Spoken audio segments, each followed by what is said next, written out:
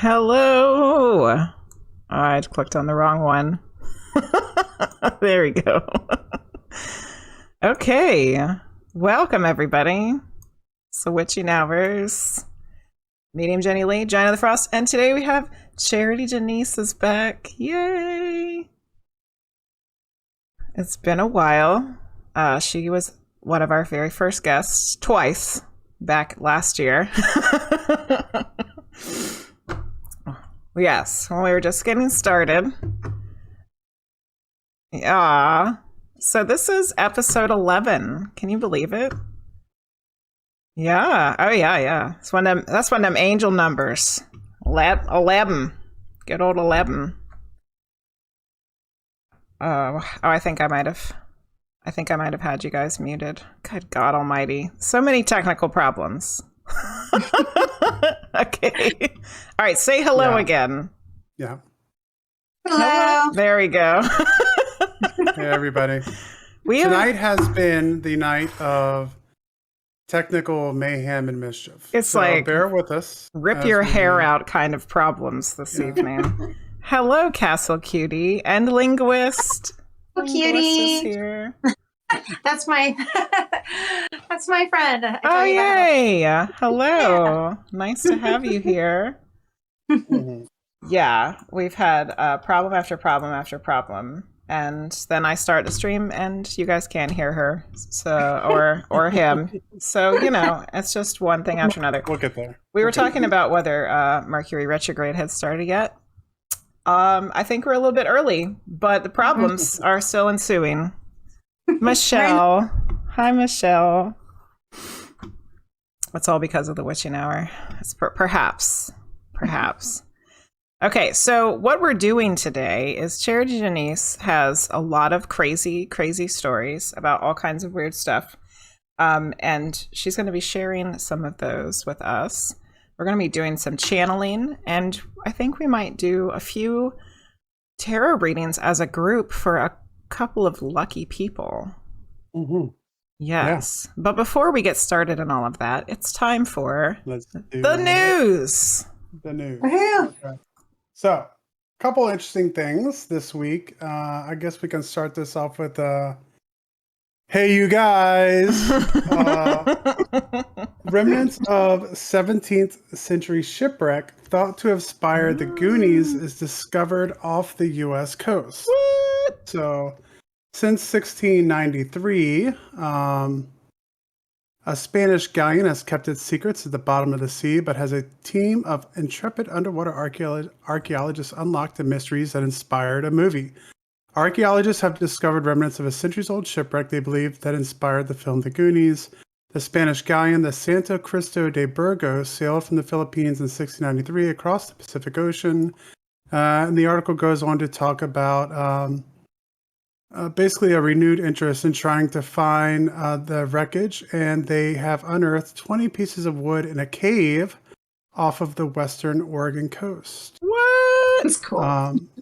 Professor at University of Delaware, Art Trimbanis, and members of his lab joined forces with Search 20, the maritime archaeology branch of Search Inc., and is basically looking for paleo landscape reconstruction and deepwater archaeology.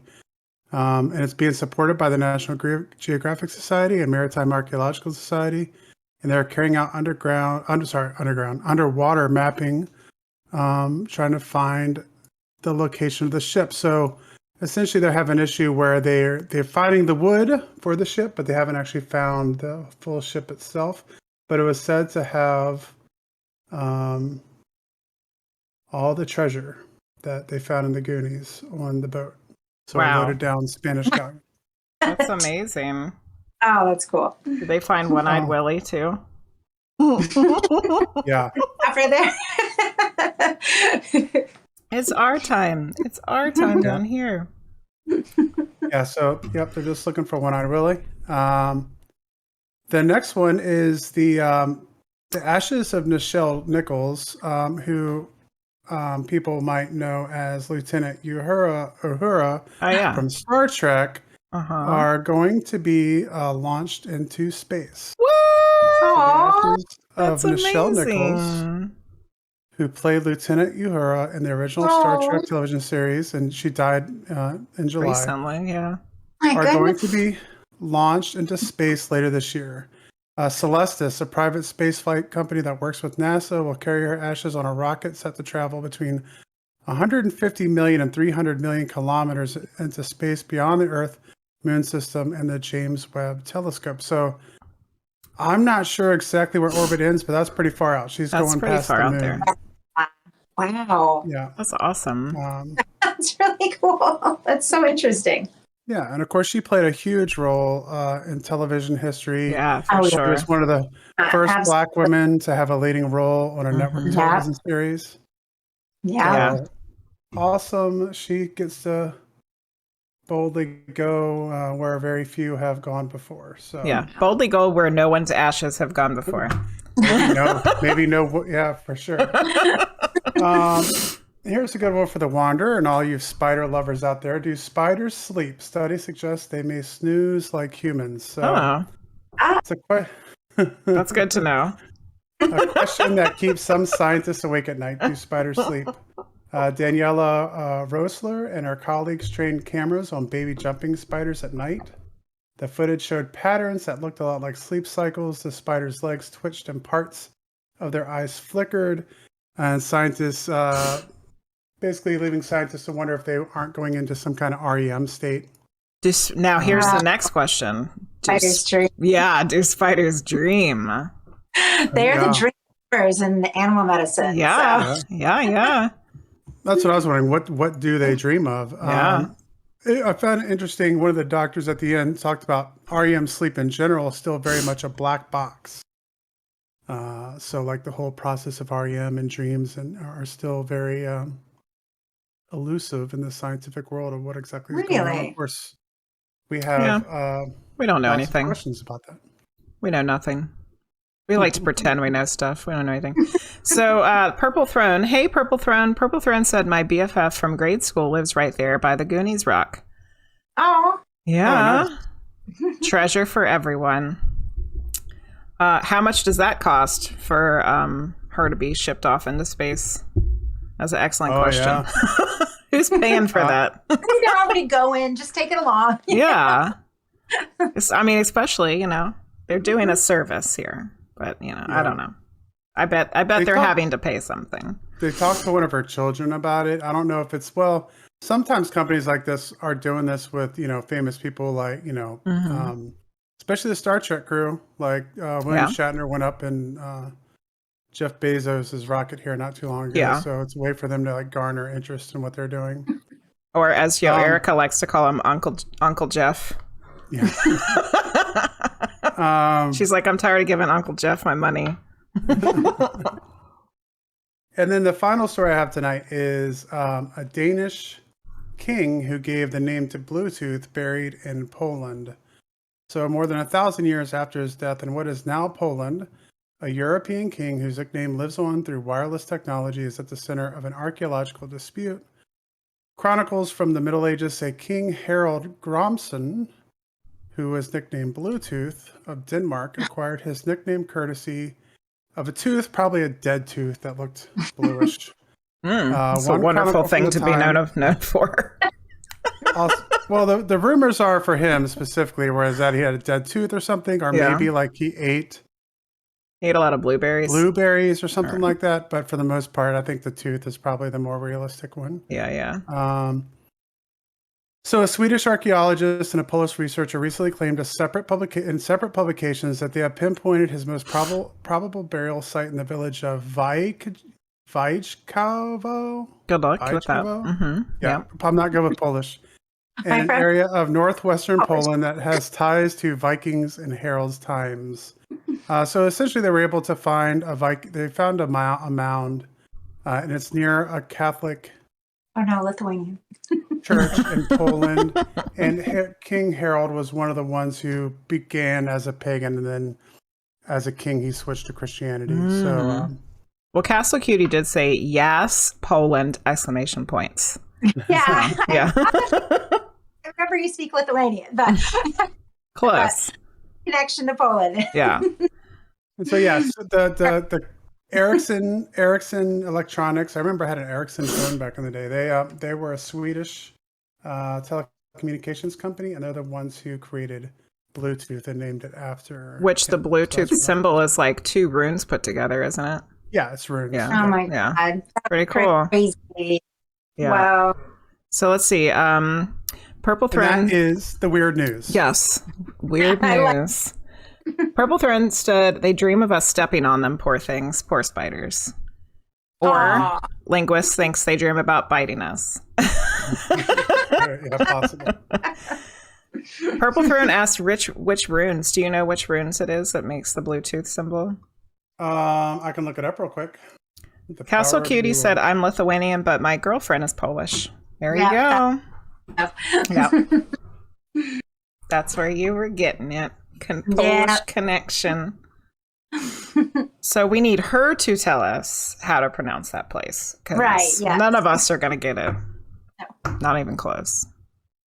I read a biography about a Polish guy one time, and every time I saw a name, I just had to like kind of just glance at it. Because it's like, there's no way. I'm terrible at pronouncing anything already. And then, yeah, send you a voice message. All right, Frosty's looking up what the Bluetooth runes are. It is Berkana, and I'm trying to figure out what the other one can be because they're put together.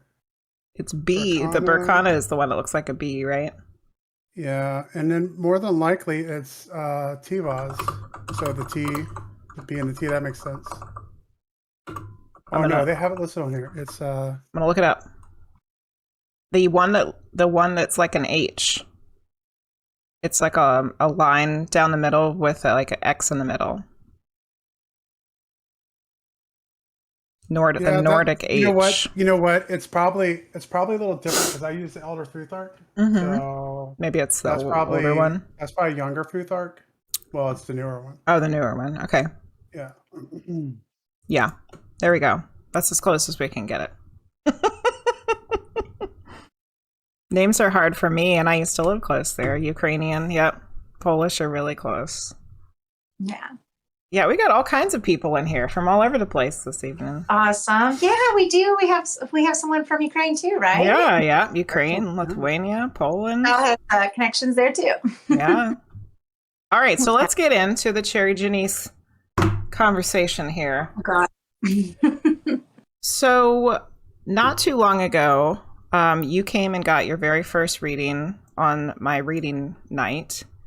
And we just were thinking it was just going to be like grandma or whoever, and it was not. Yeah. It was a high density or high frequency entity that you have quite the story about. So would you please share it? What is the short version of this story? And it doesn't have to be the short version. Well, so when I was maybe 4 years old, we went up to Big Bear in California. My grandparents had a big cabin in the mountains, and we would all meet up there, and my cousins and my sisters. And Which Big Bear is near Mount Shasta, correct? yeah. Okay. Yeah, so I'm not sure. I did like all the homework, but I still have questions if there's something that's connected to Hawaii with Mount Shasta. But it is, I think it is near Mount Shasta, and it's all along the lines in between, like just on the coast of California. And Lumuria is said to be right under there, between where I was born, the Mojave Desert, and like down to below Big Bear, like Costa Mesa, where I lived. And I looked at all the maps and everything, but it's there. I couldn't believe it when I looked up Lemuria, and it was there. So explain to people who don't know what Lemuria is, what that is. Oh gosh, Jenny, you should do that. You're so good at that thing. I am? Yeah. I don't even feel like I understand all the way. Okay. So, most people know Atlantis, right? Like Atlantis is supposed to be this place that's out somewhere in the Atlantic Ocean. Nobody really knows where it is. There's speculation that it was a continent that's inside of the Atlantic Ocean and then it disappears, right? Well, There's also one that was in the Pacific Ocean, and it goes by different names. Lumeria is one of the names it goes by. But Down here, it's our time. thank you, Frost Giant, for resubscribing. And it was the Goonies. Perfect. Lumuria is one of the names, but people also refer to it as Mu, M-U, which is part of the word Lemuria. So at some point, it disappears into the ocean. But the people, supposedly, of Lemuria and Atlantis, some of them make it out, and they go out into the world and other places. So now there's a theory that the Lemurians, they still exist under parts of California, but like kind of in like a different dimension. Was that why you had? Was that the way you would explain it? Yeah, I would say definitely. So the ancestry goes to like South America and then to Russia for the Lemurians. Wasn't that what came up, Jenny, when we were doing I think so. Yeah, because they would have gone both directions to get away from the destruction. Yeah. Yeah. And then some went into a different vibration and continued to live there, but underneath the mountains in California, but in a kind of a different vibration. So and Mount Shasta is a huge like spiritual center. It has been for I don't know how long. Yeah. And this just happens to be where Charity has this experience. Yeah. So yeah, and I didn't know obviously at the time. I was 4 years old. So yeah, and it's right there in the midst of this, and the whole mountain line of mountains where Lemuria is said to be underneath, and so Big Bear's right in the middle there, and so we're all playing, we're all hanging out, and then the parents and all the kids upstairs, and there's this big upstairs, and I remember it specifically. It's a big giant square, and you could look down over the middle, so you could kind of see like the middle of the cabin, from upstairs, and then there were like beds all the way around, and then there were these big windows with long curtains, and all the kids got upstairs, and we're supposed to be quiet because the parents can hear us, and we're all running around, and then everybody sees ghosts, and they're all freaked out. Ghosts, yeah, it's light, like they're white, like two beings that are just straight up white, and it's so funny because all the kids see them, and then they go behind the curtain. like I don't think they expected all the kids to see them, Yeah. I don't know if they expected anyone to see them, but I saw them and all the kids started seeing them. We're like, ghosts, ghosts, ghosts. So the ghosts hid behind the curtain, not the kids. Yeah. Oh, well, that's weird. Yeah. So they went behind the curtains, and I could still see them, but they were kind of like playing, almost like playing with the kids. It wasn't anything scary. Some of the kids really freaked out, but we were all just like, when we were all kids, we were all into like mysteries. We were always looking for mysteries and stuff. So it was really fun for us to think we saw ghosts, and it was all very quick. It was like their lightnings kind of in the room, and then all of a sudden it's like they're behind the curtain. But I knew they were still there. Like I knew they were still in the room. And I went to sleep and had a really unusual dream and woke up and then never forgot that night. Never forgot the night. My sister probably still remembers seeing the ghosts there, Never forgot about it. And then I start to get these messages that I have parents from another dimension, basically. And one day I'm doing this meditation for Lemuria, where you go to Lemuria, and all of a sudden I like wake up in the room. I'm deep in meditation. I'm like 4 years old. My parents walk over to the bed. They greet me. They hug me, and they say, we're going to go and hang out in Lemuria for a little while. And I fully remember everything. And they're like, we're going to teach you. And this all happened in meditation, but it was a deep meditation. And they said, we're going to teach you everything that you need to know to do what you're here to do on Earth. And I literally lived during that dream. It was all a dream. But in that dream that I remember completely in meditation, I lived for 20 years in Lemuria with the Lemurians, not teaching, but being taught, studying, and my twin flame was there. Wow. And then when I got to be about 20, there was a whole thing, and this was all a dream. It was like, and then I remembered it, but it was just clear as day, like a memory, and then they did like a whole thing where I had to go and there's like these healing temples, and I had to go back to the temple, and then I had to return, and then I had to live my life out on Earth. And I woke up, and I spent my whole life knowing I was not from here. So when you had the dream, you had the dream when you were 4. Yes. And you remembered it from when you were 4 all the way this in meditation about 4 years ago. So 4 years ago, you did a meditation and you remembered that dream that happened that night. Yes. Okay. Got it. Yeah. All right. I think we have some comments and questions so far. So let's see. Castle Cutie said Charity's my soul sister and that she's also Lumerian. Awesome. Definitely, of course. And then Linguist said, wait, everyone saw them? What? Yeah. Hey, Salty. Linguist said, I would never forget that either. Yeah. Parents are from a different dimension. I couldn't hear clearly. So yeah, Linguist, it's like she had parents in this other dimension that were not her parents, that were and her biological parents of the person she is right now that we're talking to. Does that make sense? Like they're parents from a different dimension. I have normal human parents. Yeah. I just also have my kind of like eternity parents, would you say? Like my higher self parents? Yeah. Yes. Castle Cutie said soul parents. Soul parents. That's a good way to put it. Yeah. Yeah, kind of like your soul family. So you have your soul parents and Yeah. So yeah. Okay, so now what happens after that? Okay. So then I start noticing a presence here and there, and it's a feminine presence. And one day, I think it was November 2nd of last year, there's a woman standing in my kitchen, and I look around and she's gone. And I thought my daughter was there, was not my daughter. And then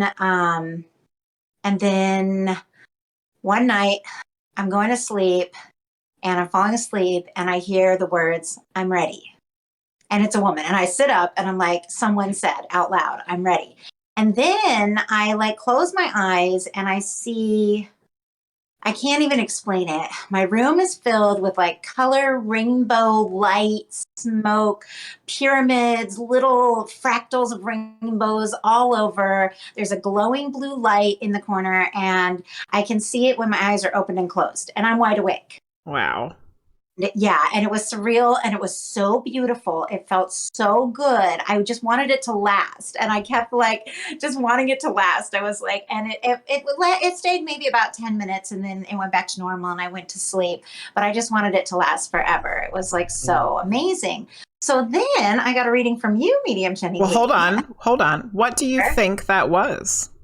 I think that was her because when you channeled her, you said she shows up like light. That's like. Oh, do you remember that? Yes. Yeah. And it just came up again in the raw video that I recorded on Sunday. I can't wait. I've listened halfway through the first one. So I still. Okay. So yes. So fast forward to, hey, Greatest Good Tarot. How are you? So yeah, fast forward to when Charity comes into my Twitch stream and gets a reading for the first time. And we just thought it was going to be a good old vanilla reading, like, dead grandma or whoever.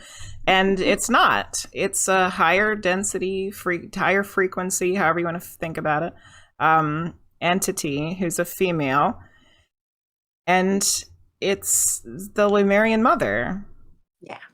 Yeah. And you know her, Jenny. Yeah. Because it wasn't better. And the way that she presented herself to me was, the way that I saw her was she was this shimmering prismatic light, almost like a rainbow.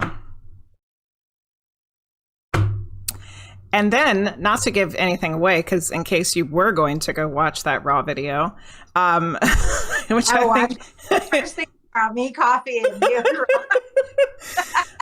Which I think it's number 34 or 34. 34 is halfway through, and that's the one where it pops up a little bit. So. It's gonna be in there. Number 34. Raw talks about. Hold on, I have the book right here. It's I'm trying to remember what density he said that they said it was. I think it was 6. But it could have been. Go ahead. If you're gonna talk about the densities and stuff like that, do you want to give a brief explanation? Yes.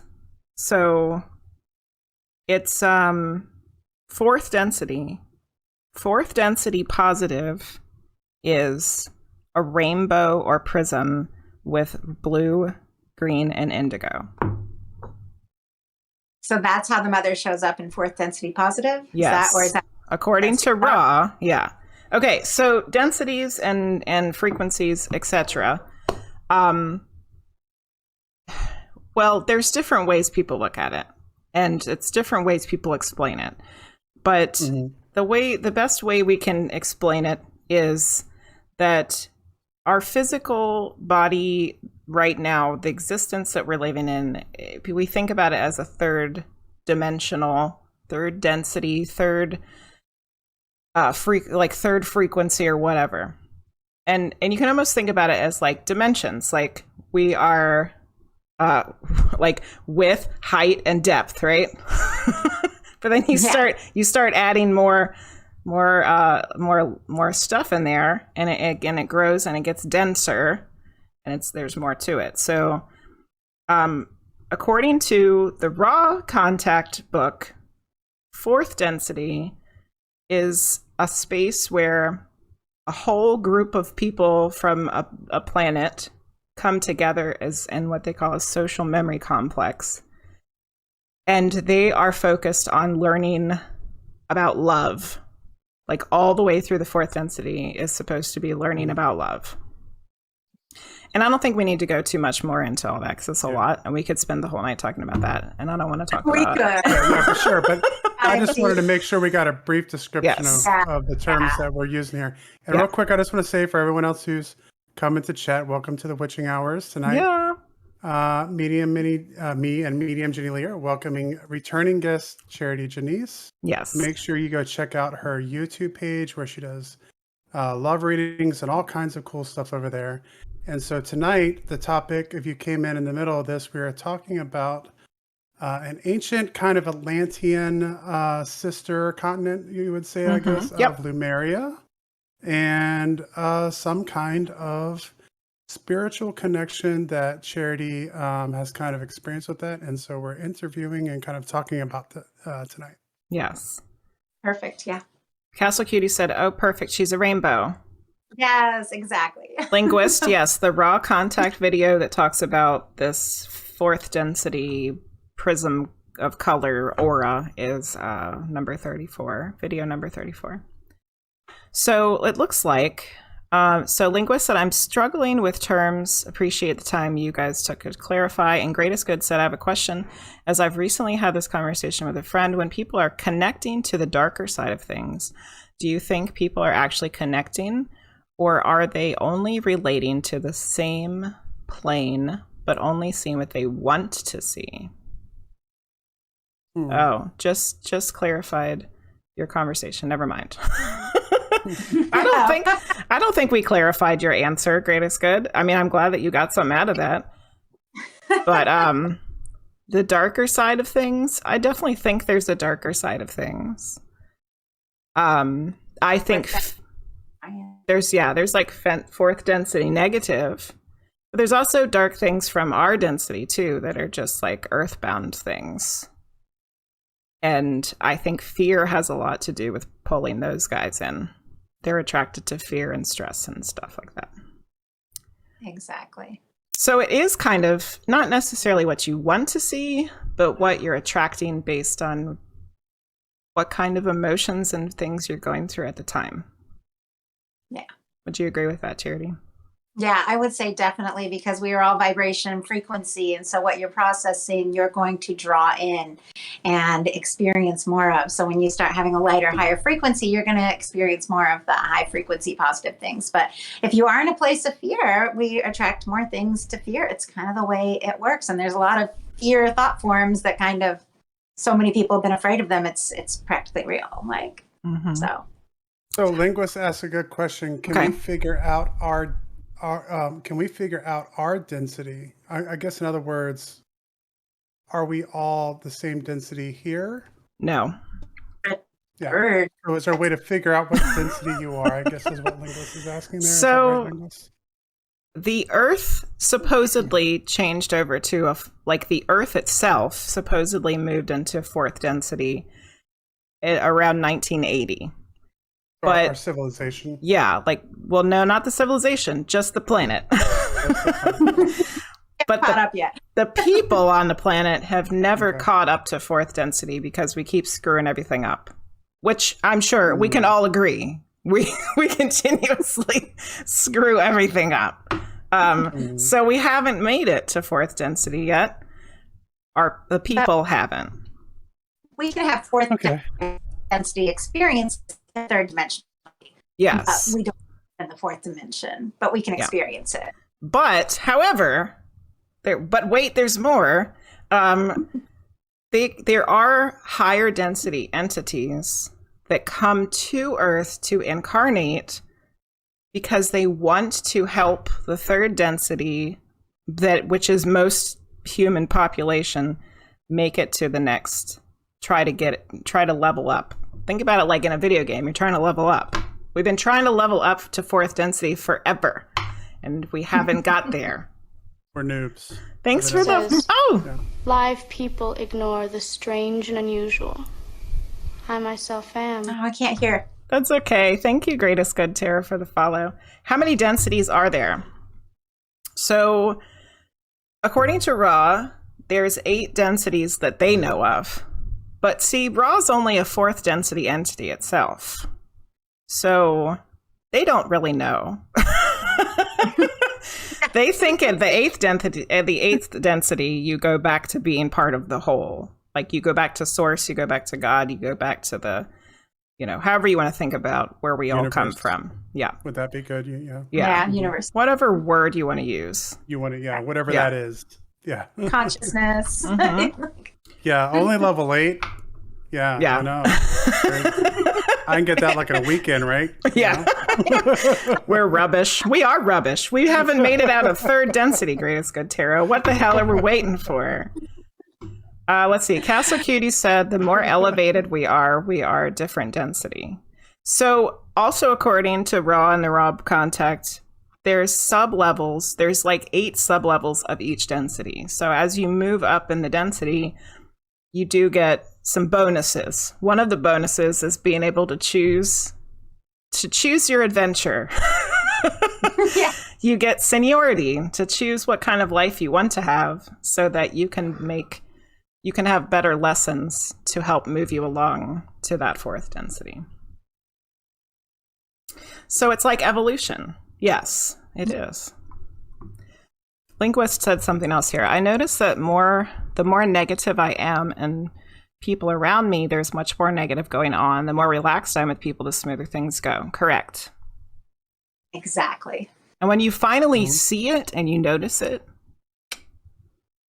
you can start changing it yourself. And I don't think I ever said hello to Sue Willits. Hello, Sue Willits. I'm so happy to see you. Okay, so where were we? Those things aren't as always, you can know that. It's not always easy to follow that advice. No. But yeah, go ahead. So where were we in back up with the spiritual parents? So and Jenny was able to actually bring in and channel my Lemurian mom, which we began to find out is very much representative of mother energy.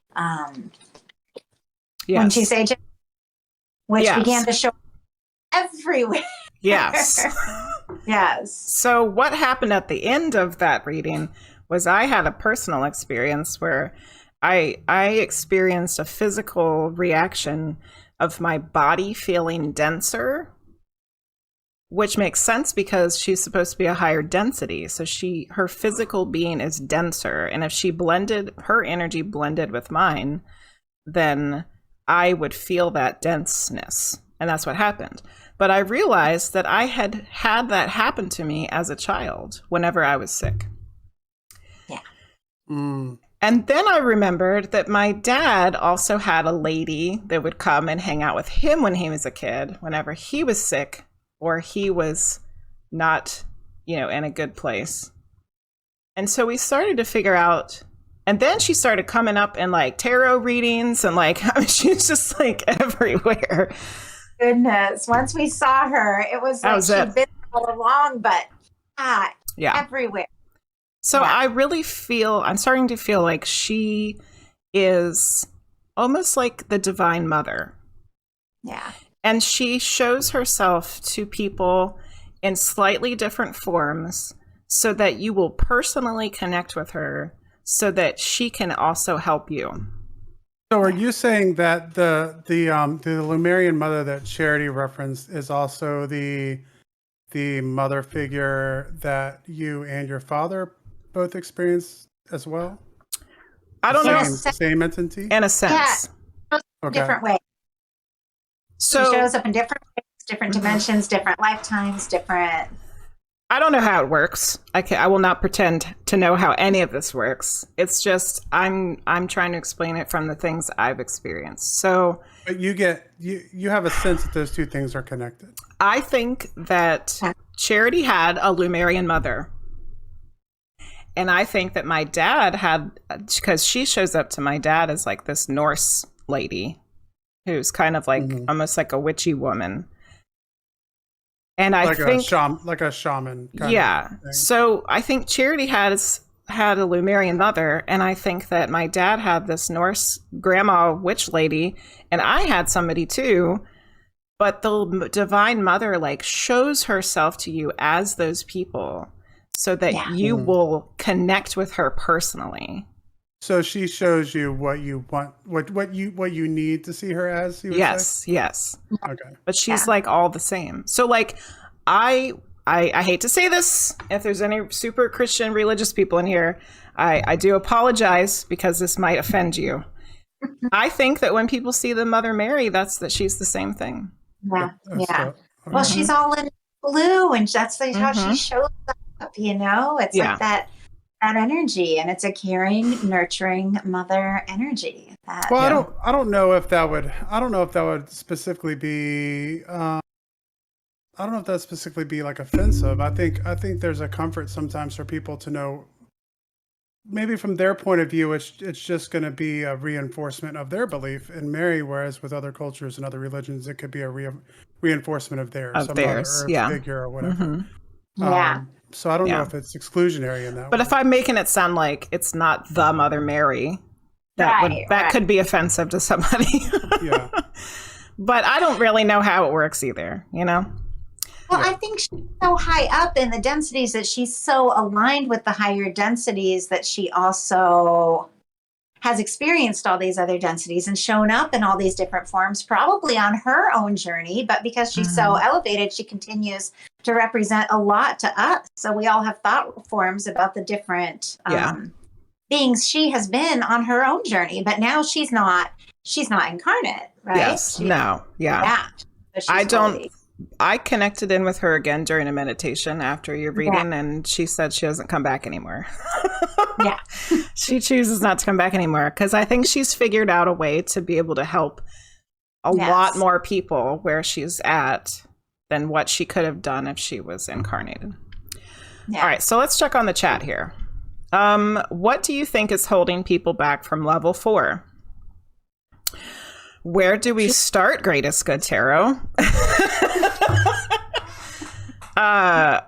We won't. We're freaking terrible to each other, right? I mean, look at all the horrible things that people do to each other out of all kinds of different reasons. I mean, just that alone right there would probably be enough. Well, let's bring up. I know I've heard you discuss before. If either one of you want to talk about this, but I think maybe something you could talk about would be what you're explaining to me with like service to self versus service to others and the connection to that you were speaking about. Sure. Okay. I mean, that might give some context. Yeah. So according to Ra, there's 2 paths you can choose, and they both will make it up to level 4. One is service to others, and one is service to self. So being a greedy asshole, you can still move up to level 4, or you can choose to be of service to others. And the service to others path is a little easier. It's not as difficult to get there. The service to self, you gotta be real shitty to make it to level 4 on a service to self. But the service to self people even think that what they're doing is helping other people. And in some ways, if you're thinking about us all as the same entity, they're not that wrong, really. Yeah. If they're helping themselves and we're all the same thing, then technically they would also be helping everybody else. That's what they think anyway. Yeah. Yeah. Okay. So now we know a little bit about going into that, kind of clearing that up. Okay, so there's more things in chat. They're probably stuck in ego and third density not elevated. Yeah, ego plays a big part, and not realizing that you're like a spiritual being, really. Sue Willett said the last topic reminded me of the Sephiroth tree of life. I don't know if I said that right. Malkuth at the bottom rising up to the levels. Is that, shoot, what is it called? Kabbalah, right? That's actually in Ra. Ra talks about that tree, and the roots are the mind, the part of the mind. So that comes up in the Ra content. The Kabbalah. The only thing I know Sephiroth from is from Final Fantasy VII. Yeah. Well, I probably didn't say it right. I probably didn't say it right. No, that's it. Is that's it? Okay. Yeah. That's probably what they named him. They named the character after, probably. All right. Linguist said, well, we don't know exactly how many spirits, angels, or entities that there actually support us. We only know so much. You're correct. We don't know jack squat. We're just trying to figure stuff out. But hi, roly poly pandas. It's nice to see you. Live people ignore the strange and unusual. I myself am strange and unusual. Thank you, Gold Hairs, for the follow. Okay, what else is in the chat here? So what do you think is the biggest misconception people have about spirituality? Oh, good question, Greatest Good. What do you think, Charity? That's the $1 million question. A lot of people have a big misconception about having to suffer, having to be poor, having to do things in order to be spiritual. And I don't think that was ever, I mean, you can grow through all those things, thank God, because we've all been through it, but you don't have to. Like, I think that's a big misconception. And Absolutely. that people have life upside down and do all kinds of crazy things. You can if you want to, but you can be spiritual, sitting in your at your dinner table with your kids. Yeah. Like you can. Yeah. Asceticism not required. Yes. I don't want to stand on top of like a tree beating myself with a whip. Thank you. Oh, another one too. The having to be in some sort of organized hierarchy system to be spiritual. Absolutely not. You don't need it. You can find it on your own. I think it's important to put out just really quickly, because I was thinking about like the connection with asceticism and like mainstream spiritual beliefs, which I think the Bible and Buddha and all of these kind of figures went through some time of asceticism. So it's kind of become ingrained to a certain extent in Eastern and Western spirituality. Yeah, that you have to lack, you have to be in poverty, you have to suffer, which, like Charity said, all of those things are going to help you move up your path, and probably quicker, but you don't have to be there. And I think one of the misconceptions about that is like, especially with Christianity, Jesus was telling people to help other people, but he wasn't necessarily saying that you should have nothing. Yeah. And I think that's a misconception. And then a lot of people are saying that there's a misconception about gender, that gender does not exist in the spirit form. What do you think about that, Charity? Well, there's people that have all kinds of, so many different about that. And there's a lot of lectures that do all kinds of crap and say all kinds of things, like if you're this gender or this way, like then you can't be spiritual, and it's crap. But I think that ultimately the very, at the highest density where we're all one, there's no gender. But I think that there's feminine and masculine energies in the 4D and the 5D, definitely. Like, yeah, I think you could definitely have. I think I connect in with masculine energies and feminine energies. Like, it's definitely a feminine guide that I have, I have. So I think, but that is, I think we're thinking about it strictly as in our biological physical body. which is, I think, on the other side, different. Yeah, it Yeah. is. Yeah. Mhm. But what Yeah. did Ross say? All, all women are men and all men are women. Yeah. Remember? And What is that? yeah. And, Yeah. you could reincarnate as either one. Yeah. I've had many lives where I was a dude, Yeah. Yeah. Me. So you're All mine are men so far, so I guess that's the next thing I need to manifest is seeing your lady different lady gender. lives. What my lady lives were. Yeah. Oh, goodness. My feminine, most of my past life memories, except the one where I had the dream and I was like Gimli. Oh, yeah. You looks like Gimli from The Lord of the Rings. I was like, be a woman? Are you kidding me? Purple Throne said, I noticed that we were Greatest Good said no whips, boo. For sure. Greatest Good, you can use the whips if you really want to. Yeah. That's a personal preference. Yeah. I'm staying away from them. Thank you. And Gold Hair said gender exists in spirit form, but being genderless is possible too. Mm-hmm. In my first, and I'm not an expert. I'll let them talk about this, but when we do our twin flame readings, we make sure to try to establish that it's masculine energy and feminine energy, and I think that's what we have going on there. Is we have whether that masculine energy or that feminine energy kind of ends up being balanced or dominant in that person, could be an explanation for that. But yeah, like we were doing a reading for a lady the other night, and when we did the masculine and feminine, she was like, you know what? I think I'm the masculine energy and he's the feminine energy. But like gender wise, they were, it was the flip-flopped. opposite. Yeah. And they identified with that. Yeah. So Purple Friends, go ahead, Yeah. Charity. I was going to gender a lot to do with the energy that we hold. Yeah. Mm-hmm. Yeah. What you're saying. Go ahead. So Purple Throne said, I wonder what gates activated help the servicing others. I remember seeing it somewhere. I mean, servicing others can be as simple as like one of the examples that Raw just gave in the last session was somebody in the grocery store in front of you can't pay for all of their stuff. What do you do? Do you have compassion for them, or do you think that they're awful because they're poor? Do you offer to help pay for their stuff? What do you do? So something that simple can be service to others or service to self. Sue Willett said it's also the base of the Thoth Tarot Kabbalah. Then Gold Hairs asked if the Kabbalah tree is where runes come from.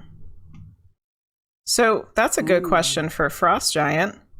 So are there runes? I mean, we know the Norse runes, but are there runes from other places too? Well, to be really brief about this, because this could be its own topic. But when it comes to Scandinavian runes or the Norse runes, those are Germanic runes. So they're found in Scandinavia, but also in the Germanic tribes across Europe. And basically, those end up coming from the Roman Empire. The Roman Empire taking Greek stuff, creating the Latin alphabet, and as they go throughout Europe, the Germanic tribes see this writing and they basically take forms of it and create their own alphabet that's based off spiritually significant symbols for them. So they alter it to make it kind of coincide with their spiritual belief system. So you get things that align with Thor, things that align with things that are important to them in their kind of animistic society. So there are runes, but really the runes are just an alphabet, which is existing all over the world. Yeah. So the runes are just the alphabet. So yeah, if you think about it that way, our alphabet is runes. I mean, like very simply, like the runes are their alphabet. Yeah. But there's a spiritual significance to the shapes that they choose, like a connection to the world tree, or a connection to Thor, or a connection to the oryx, the big bulls that used to exist in Europe. But that, like, we use the phonetic alphabet, so we're using this alphabet now that comes from that essentially came from the Phoenicians, there was more than likely a spiritual significance to our alphabet too that we don't understand and we don't have, even though we use that alphabet. I'm sure there was some kind of spiritual significance to that, to the Phoenician people. Oh, that would be interesting. Oracle card deck, the alphabet. Yeah. Like some kind of connection to Phoenician spirituality. Oh, somebody do it. Sue Willett said there's always two and opposite: expansion and contraction, positive and negative, mercy and severity, etc. Yes. Which that's the whole service to others and service to self is looked at as a positive and negative path. And it's not even necessarily talking about positive as good and negative as bad. It's talking about the polarities of it, like the polarities of an electrical current. It can't run without, like an electrical current can't run without both. Yeah.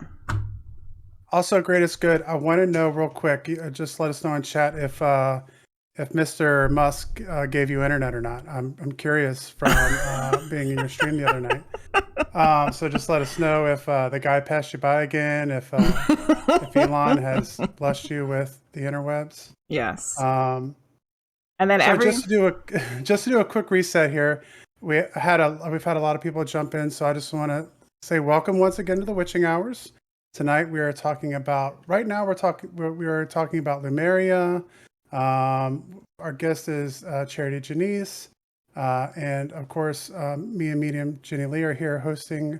What you said, our 11th episode? 11th episode of Witching Hours. 11th episode. So we're moving right along. So welcome in. If you have questions, post them in chat, and we will get to them as quickly as we possibly can. So everybody realized so where do we want to dig in now? Everybody realized that the grocery store story was karma. Yes, correct. Yeah. Okay. So we were going to try to channel the Lumerian Mother. Yeah. Let's do it. So I think it's only necessary that we use the Mukatite because it's Mu. Yeah. Although it's it's M-O and not M-U, whatever. Okay, so what other stones are we going to use? She has to tell me. This one, Chrysocolla. Roly Poly Pandas, you told me how to say it before. Did I say it right this time? The selenite I have to have out. My selenite tower, because that's just a mess. I'm feeling... And Greatest Good said that Daddy Elon has delivered his Starlink goodness. Oh, yay. Oh, it's spankingly good. The bandwidth is a game changer for me to stream from my boat. From your boat. Yay. Yeah, so great. I'm going to use this dogtooth amethyst or chevron amethyst because it has a triangle on it. And, you know, triangle pyramid. So that was a question I had. When you saw the temples of Lemuria, were they pyramids? Oh, not when I saw them. Not when you saw them? More like maybe lion pyramid, like more squarish. Do you know what's going up and a big like square door kind of entering in? Are there pyramids like maybe in like Guatemala, South America that are more like have four sides? Am I imagining that? The step pyramid. Yes. Yes. Yeah. Yeah. That's what. Yes, but it was like white, glowing, like marble, and the grass was green everywhere, but the sky was more of like a purpley color, and it was almost like you couldn't see the sky. It was more of like a purpley color. So. Oh, purple sky. That sounds lovely. Yeah. Let's go. Let's go now. Right. All right, I've got some clear quartz, my little crystal points, and then another one. Okay, so what are we doing here with the I don't know. With the channeling here? Are we? Hell if I know. Let's find out. Okay. See what comes up. All right, here we go. Okay, so because I channeled her previously for Charity. And then I was in a meditation not too long after that, and I asked her to come and talk to me, and she was there. We're hoping that since we've been talking about her for a long time, that she's already been hanging out and that she's ready to come and talk to us some more. So I'm just going to use my medium abilities to hopefully connect in with her. Okay. I have quite the array of stones here. I hope they're all bright. I also got out 3 green ones, 2 green aventurines, and a jade, because that's the heart chakra color. All right. All right. So the Lumerian mother. Which might also be the divine mother.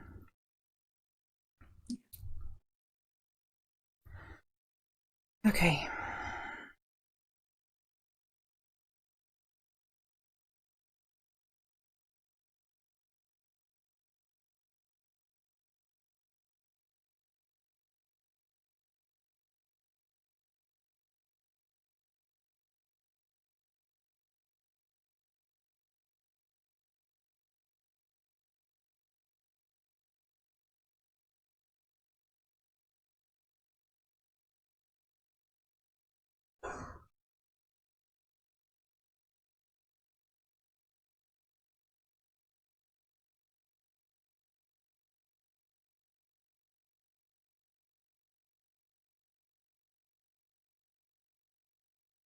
So I feel like she's here.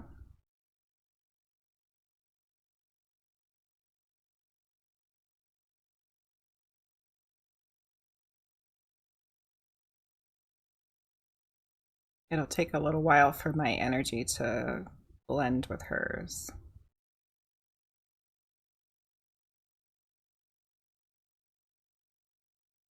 So when I was doing my meditation, I asked her what do we call her, because we were trying to figure out what to call her, and she just said mother.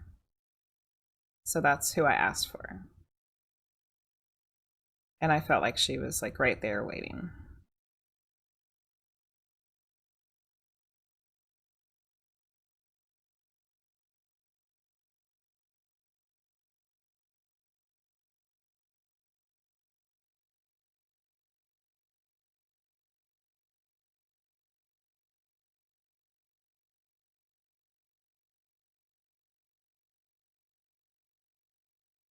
Okay, so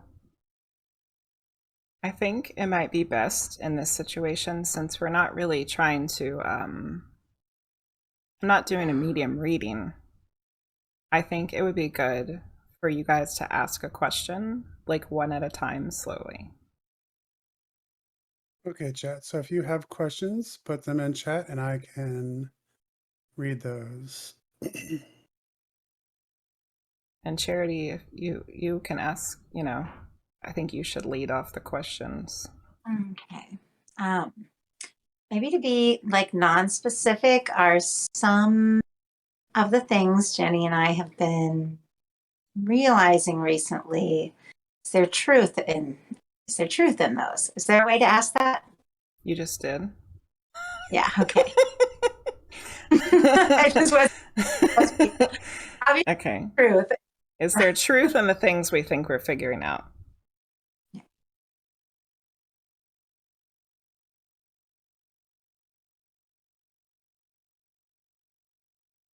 Oh, yes.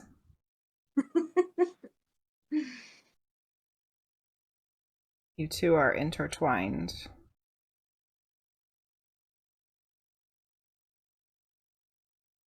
She's showing me this is funny because we were just talking about snakes the other day. 2 snakes that are like twisted up together.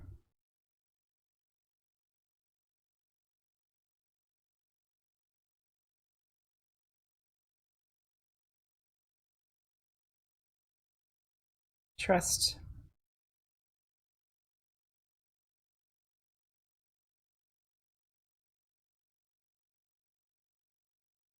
I think she means like trust your intuition. Yeah. Like if we feel it's right, it's right.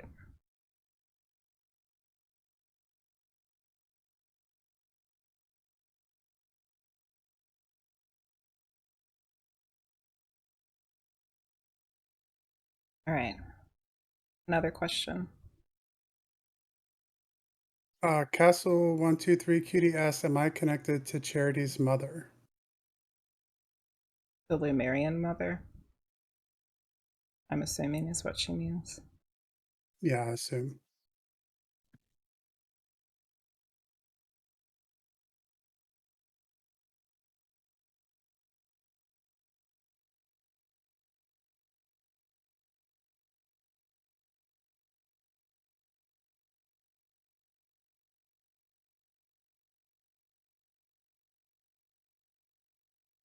So I don't think she can tell us the answer to that all the way,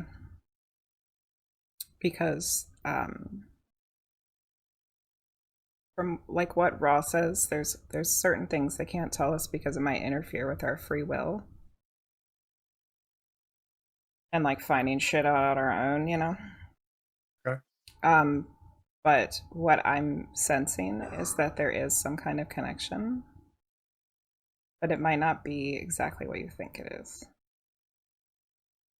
Okay, we have a question from Linguist, which is, it may be a strange question, but can she tell about her position or her intentions?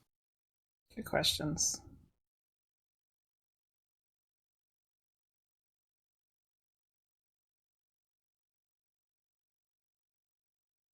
To help humankind.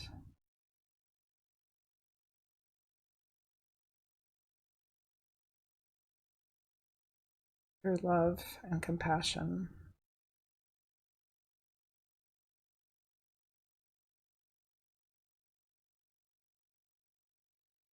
Like the mother that so many of you desperately need.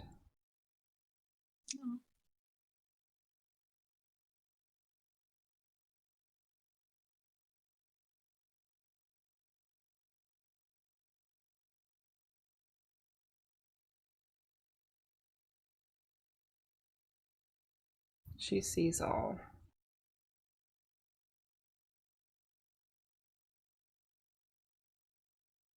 I think that's as much as she can say about her position.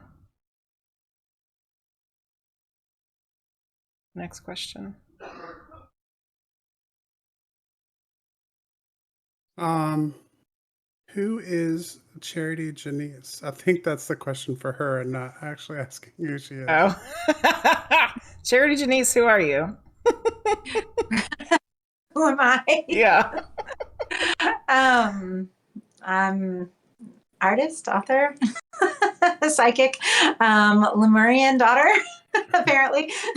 Tarot reader. We'll check her out on YouTube. Yeah, if you go to YouTube and check out Charity Janisse, she does lots of awesome tarot readings. You can order I'm a fourth love D1. readings, some offering past life tarot readings, and her readings are absolutely fantastic. Absolutely fantastic. So go check her out. Tonight we're talking about an experience that they have shared with the Lumerian Mother. So if you have a question for this spirit entity, feel free to put them in chat as Medium Julia is trying to channel and see what kind of answers we can get. She's in there real good now because I feel the denseness. Like my body is like much bigger than it is. And my tongue is like huge. Greatest Good has a question. Do I have the ability to become a psychic, or is that not my mission? Quotations.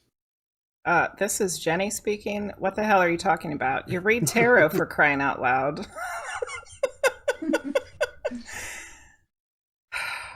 Silly boy. Okay, let's ask her though. You have it in you. You always have. Stop second guessing yourself. Listen. Don't hide behind. Oh, this is gonna make you upset, I think. Don't hide behind your silliness to show your insecurities. You have it. I think you can keep your silliness and still do what you need to do. But I see what she's saying.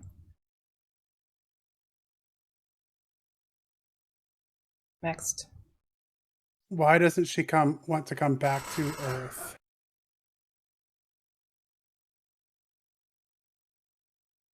I am on Earth. I am of Earth. I am the Earth.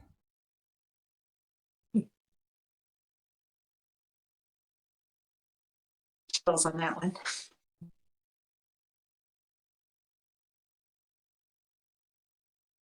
So I think she's saying that, and I'm not sure, but I do believe that she was incarnate at one point. But like we were saying earlier, I think that she feels like she can do so much more work for the good where she is, because she can be at all places at the same time through all time. So Nyankwe does tarot. Sorry if I butchered your name there. Let me know if I got that right. Nyankwe does tarot. How do I find my mission? And I guess that would be, we can look specifically for them, or is that a general question? How How do you are we find your supposed to mission? find your mission?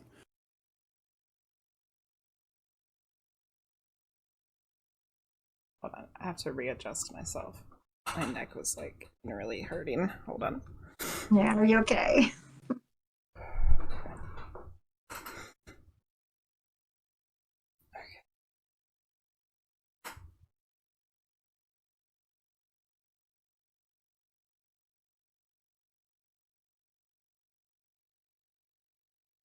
Look for the signs, synchronicities, symbols, messages.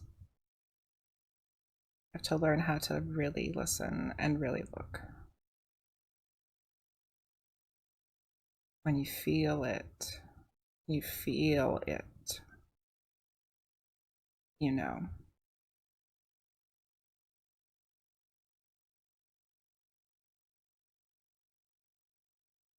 What Yeah. is her advice for twins on Earth? Like biological twins or twin flames? I I'll wait for imagine. clarification on that. I imagine twin flames. Twin Is it Yeah, flames. twin flames. Mm-hmm. Okay.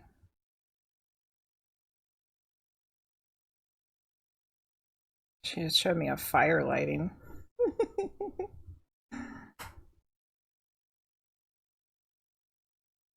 There's a lot of symbolism in that. I think she's gonna make me figure it out.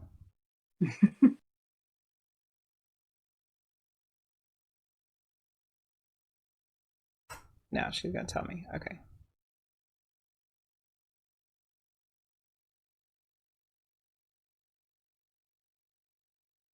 Flame is a fire. It burns with passion.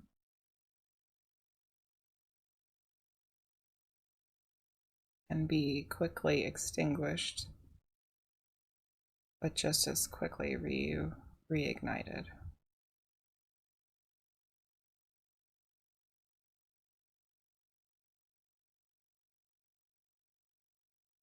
Is it an eternal connection?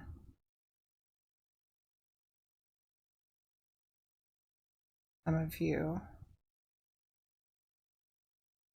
look too hard. Relax, and you're knowing. To know is to listen.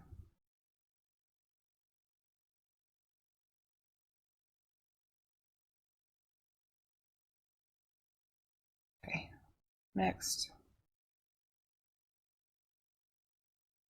Okay, if anyone has any other questions, I don't think I've missed any. If you have any more questions, throw Charity, them do in you have any chat. more questions?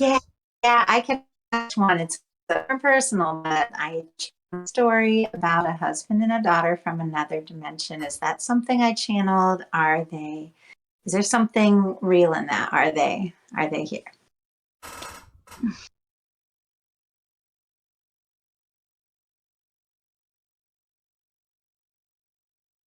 There's things about that she can't tell you.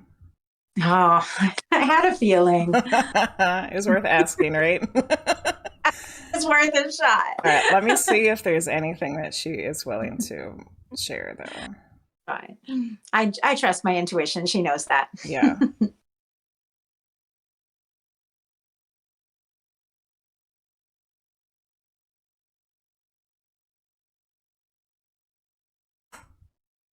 So she's letting me see it, the life.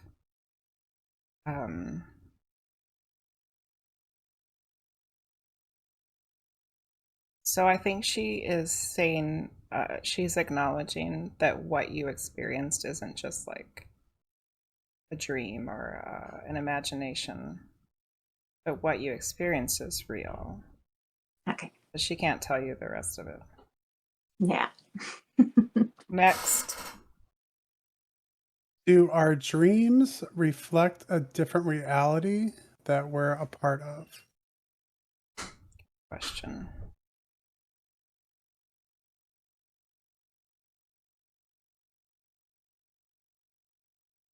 Hold on. I have to fix myself again. Shit hurts my neck pretty bad. Yeah, we won't make you stay much more. We'll do one more question after this one. Somebody. Okay, dreams.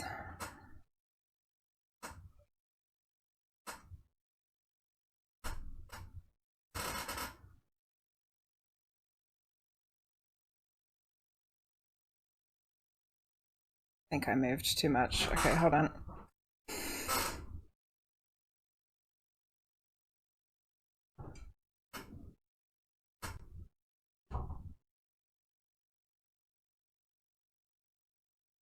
Dreams.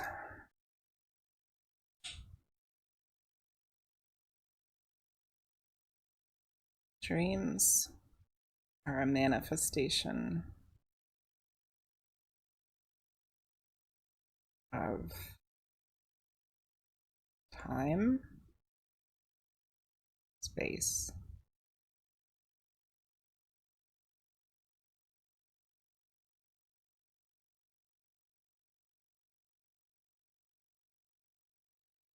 some are travel,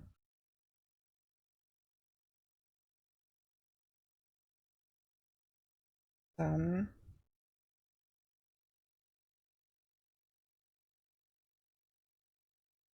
are messages, some are nonsense. True that, Divine Mother. True that.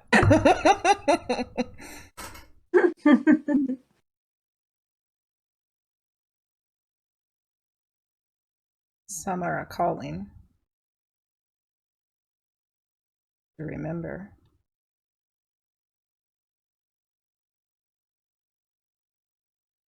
It's up to you to figure out which one is which. Message, a calling, a traveling, or nonsense. All right, just do one more question, then I gotta get out of here. All right, we have one more. The next, I'm just going in order. So from Greatest Good Tarot, I've been having the feeling that something is off, but I cannot put my finger on it. May I ask, what is the silly boy missing?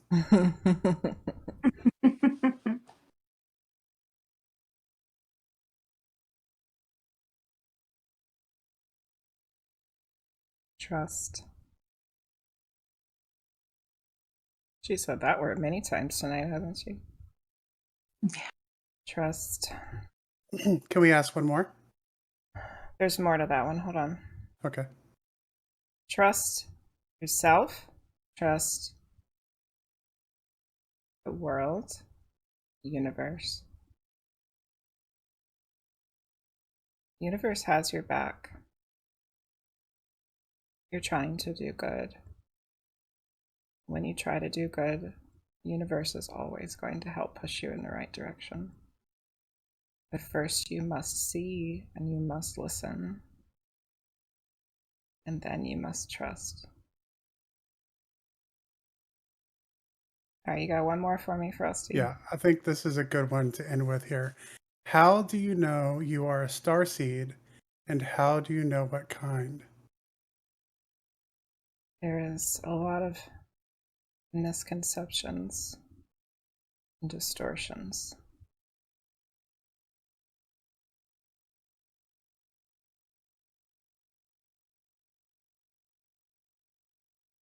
You know you don't belong. You know this is not the place where you come from. You feel it. You know it.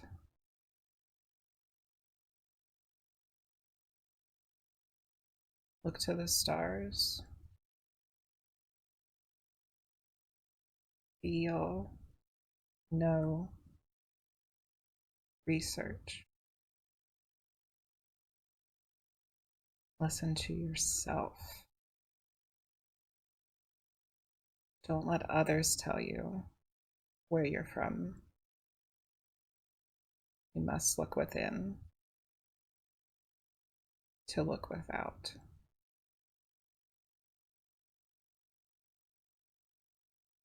Okay, I'm going to start pulling away.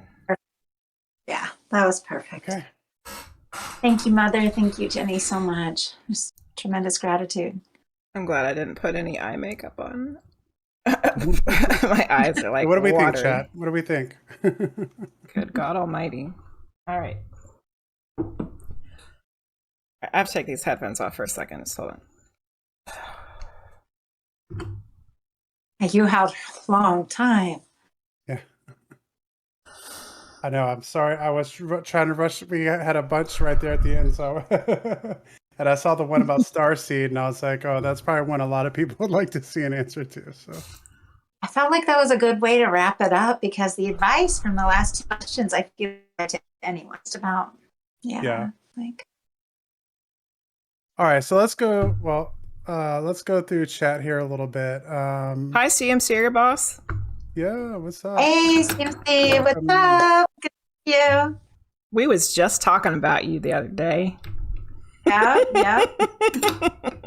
So Greatest Good said, it's just without the cards, it seems difficult. And I kind of put a message in there because I don't know, Greatest Good, you probably have way more experience with tarot than I do. I'm a newbie and I've been reading runes, and I don't consider myself a psychic either. But that's why I put in there, like, I'm not, are the cards magical? Are the cards and the runes oracles? Or are we the oracle and we're using that ritual? We're using the power of ritual to channel ourselves as an oracle, which in of itself is a psychic ability. But it's hard. I'm with you on that. It's hard. I don't think of myself as a psychic either. But it's one of those things that I've been trying to process myself. See, Greatest Good Tarot, I think that you and Gina the Frost are kind of in the same boat, where you both have a knowing.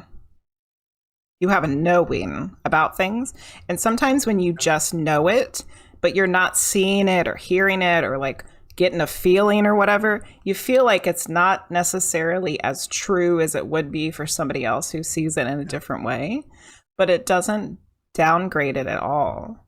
A knowing is one of the clairs, you know? Yeah. Let's see. Castle 123 says, "Love your mother of Charity." Gold hairs. Let's see. The purple. I am only psychic because of the visions and dreams I have, not reading tarot. Gold hairs. I'm on YouTube and Twitch. I do readings on Friday nights, reading nights on Friday nights on Twitch, but I also have YouTube with all kinds of goodness on there. But I don't do live YouTube, so. Just to do a little bit of thing, yeah. Medium Jenny Lee has a YouTube where she does all kinds of stuff. She's talking about the Raw book that she's going through now, which has kind of led to some of the discussion we're having tonight. Me and Medium Jenny Lee do twin flame readings on my channel at Charity the Frost. And I also do weekly rune readings on that channel as well. And then of course, check out Charity Janisse on YouTube. She has an awesome page and she's an awesome tarot reader. And you can order all kinds of readings from her or get the Zodiac readings from her on YouTube. And we both just started a Ko-Fi coffee. Yeah. So go look for us there. Yeah, some new stuff. I'm so excited. We're both really excited about that. Yes. So there's no way I can go back and look through all of the chat where you guys were talking. So I'm just going to kind of look over the last little bit. I'm going through it. I have it. So Greatest Good says exactly. I think you sum up what we were discussing there. He says, I just get nudges. I don't hear anything. Yeah, which doesn't downplay your ability at all. It's just a different one. It's just different. Yeah. Hey, Aether Wolf, how are you? So in essence, we are all light, and the runes, etc., are the lens we focus through. Excellent way of putting it. Yeah, I think so, because when I started doing the runes, I'm thinking of the runes as this, mystical thing that I'm going to read. Mm-hmm. But the runes are just an object. They're just an alphabet. The tarot cards themselves, they have like this they might have this energy to them, but they can only, it's you who's reading them. You're the ones who are drawing the cards. Yeah. CMC Airboss said Charity is awesome for private readings. Correct. Absolutely correct. Yes. I mean, when I get my reading from Charity, it's like a sit down. It's like an event. It's like I bought a ticket to a great show. So it's an experience. It's an experience. And my next one, I'm going to do a past life reading from her. I just have to gather up the funds. I need some subs to get a reading. So. We can look at the page too. I've told you. Yeah, we'll get something together. Castle 123 Crudy says yes. Coffee gals. Yeah. It's just a tool. Just a tool. All these things are just tools for what is your innate ability to tap into your own soul, spirit, and the spirit around you. Yeah.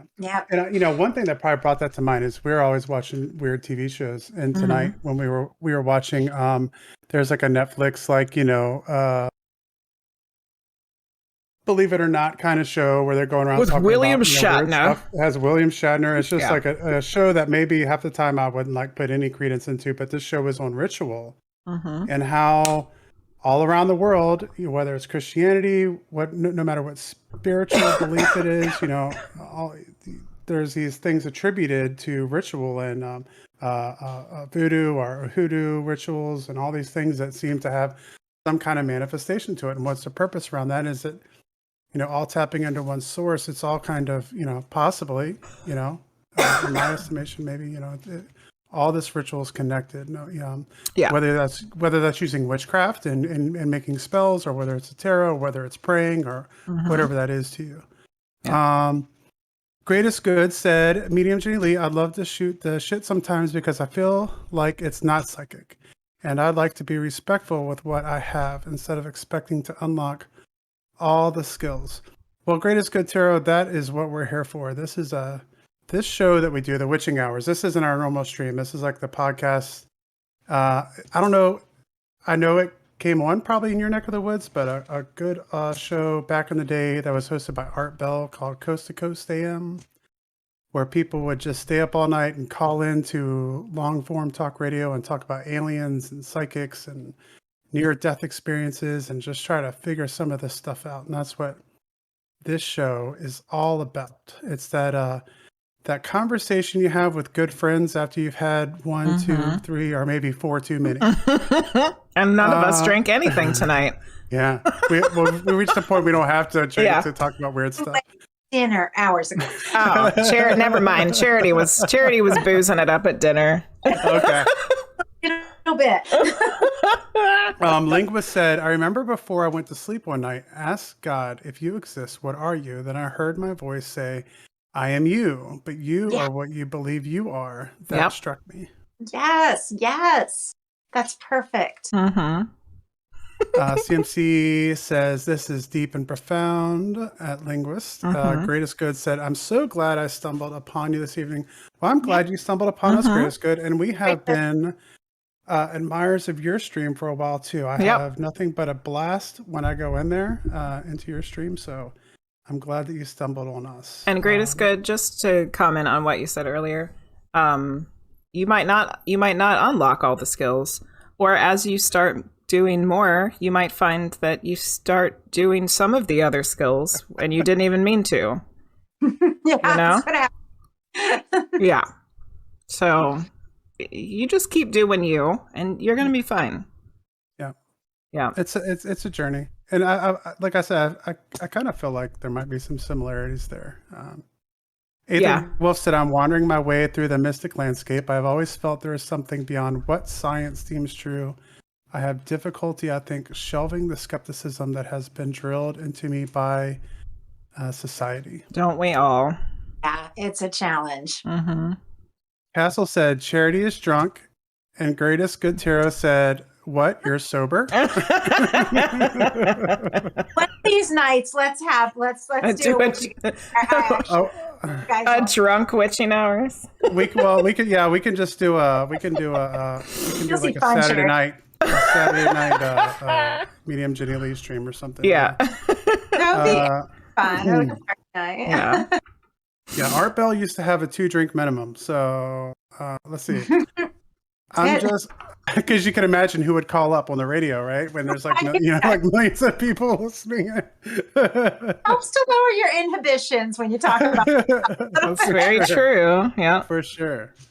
So Charity, how did you feel about the channeling? I felt like I was home. I feel like I was with my family, and I feel like all of you and everybody that's here is here for a reason, and their connections and I just felt so connected. I felt connected to divine. I felt connected to you. I felt connected to everything. And it was emotional for me, but it was also very familiar. I know this energy. She's around me. So it was like, yeah. And I personally just had some things just kind of feel more confirmed to me. Like that's really meaningful to me. So what about you?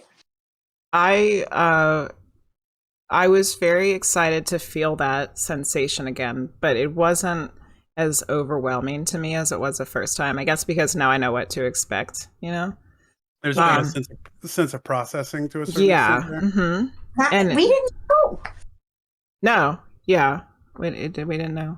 And it's a really weird sensation because I feel like my whole body is like blown up like this way. Like I'm coming out a lot further than I am. And like my whole mouth is just like when you're at the dentist and like you feel like your face is like way bigger than it is. Like that's what it feels like. Like I'm surprised I could even talk because it felt like my tongue was about this wide. And it's the higher density. That's exactly what it is. Yeah. She's literally making my body denser by being melded with my energy. Oh my gosh. Yeah. That's pretty cool. Which is just confirmation that she really is a higher density being. Yes. Yeah. Yeah. Yeah. Okay. Thank you, Castle Cutie. I appreciate that. Fantastic. I can't see the chat at all. Let's see. She said, "You rock, Jenny. Thanks." Yes. That's why we need to trust ourselves. Our feelings and intuition. People say a lot of things, but you can't just go with it without using your knowledge about life and your experiences. Yep. Hey, Nabnia, how are you? Hey, Nabnia. What's going I'm on? gonna hop in on you sometime. Yeah. Yeah, for sure. And I know Nabnia. I know she is down for that, and Greatest Good too, since he's in here. I'm getting on Twitch. We need to get some. Do a few. We need to find a way to get some collaborative stuff going on. That'd be great. And I was thinking earlier, and I'm thinking out loud, and I haven't even mentioned this to Medium Jenny Lee yet, but we have Halloween coming around the corner, and I know we're doing witching hours. I think we're going to have RVA Paranormal on for that to do some like cool EVP, listen to some cool EVPs and stuff like that. But I almost wonder if I've noticed that Twitch has done a bunch of stuff lately with like making it easy to stream for charities, try to raise money for like St. Jude's and stuff like that. Yeah. So I think it'd not be this cool if charity, we could- but a charity. yeah. Charity, I'm sure would take some funds too. Yeah. But I think it'd be really cool to see, if we could kind of use our spooky season and all our spooky and weird people, Team Weird here, to maybe get some kind of thing planned out sometime down the road. So let us know what you guys think about that. Yeah. But yeah, definitely some collab. That would be fun. Yeah, I just feel like, we got cool people, and maybe if we got team up the Tarot channel, so many people are connected on here anyway. We're all viewing each other's streams. So maybe we can work something like that together down the road. So let us know if that's something y'all are interested in. Yeah. Okay. CMC Airbus, So you we had have- COVID? Oh no, I hope you're feeling okay. It is going around again. Wow. Yeah. Lots of rest. Yeah. I hope you feel better. Linguist said it felt a little awkward to try to ask her what kind of density we had, or no, we could figure it out. Yeah. I think We're good though. I think she gave some good answers. Yeah. Yeah. Okay. What else in the chat here? Anytime you want to come on, anyone is welcome. Just no one ever asks, said Greatest Good Tarot. Tell you what, Greatest Good. Medium J. can confirm this. I'm not a very good flirter. I'm not a good flirter. So I'm more than willing to come on. But yeah, I'm man. Flirting is it's a prerequisite for the Greatest Good Tarot channel. Yeah. So what is the Greatest Good? I guess I'm gonna have to check You're it out. gonna have to watch him. He is hilarious, and he's British, and he lives on a boat, and he has like this really great setup on his table with all these weird little like stuff, and he talks with his hands. Like he'll stick his hands up under the camera, and like he's really funny. Okay, I'll definitely. And tarot, and he does tarot. I'll go. And if I'm not mistaken, I think Greatest Good wouldn't mind if I said they flirt like crazy. Yeah, he's really silly and flirty. Mandatory to flirt and yeah. Okay. Let's see. CMC Airboss says, Charity, please drop by. Greatest Good flirts and Frost does a deadpan face. Pretty much. I'm gonna start my videos, and I get the flirt going on. I'll try. I'll do my best. Flirting is mandatory. Flirting capital is letters. Yes. Yeah. Okay, so we're moving along, so I don't want to leave out. We said that we were going to do some experimentation with readings tonight to kind of wind down things. You still up for that, Charity? Yeah. Okay, let's do 3. We'll do 3, and then that'll be the end of the night. So, what we're gonna do is we're gonna do what Frost Giant usually does, which is the Norns, past, present, future. That's 3. Yeah, if you're not familiar with the Norns, that's 3 cards. So, and there's 3 of us. What a coincidence! There is.